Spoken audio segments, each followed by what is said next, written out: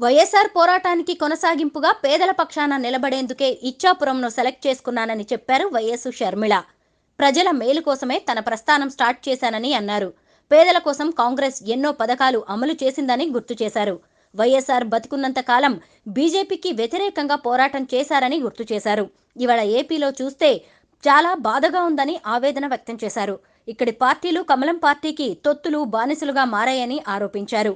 ఏపీలో బీజేపీకి ఒక్క ఎమ్మెల్యే లేరు, కానీ ప్రభుత్వం వాళ్ల చేతుల్లోనే ఉందని విమర్శించారు.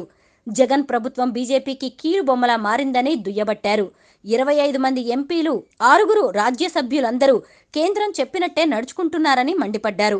ఏపీని మోసం చేసింది బీజేపీయేనని విమర్శించారు. అధికారంలోకి వచ్చిన వైసీపీ ప్రత్యేక హోదాపై ఇప్పటి వరకు ఒక్కరోజైనా అడిగిందా అని ఆమె ప్రశ్నించారు. సెంట్రల్లో కాంగ్రెస్ అధికారంలోకి వస్తే ప్రత్యేక హోదాపై తొలి సంతకం చేస్తానని రాహుల్ హామీ ఇచ్చారని ఆమె తెలిపారు. అందరూ కలిసి వైఎస్ఆర్ ఆశయాలను కొనసాగించాలని పిలుపునిచ్చారు.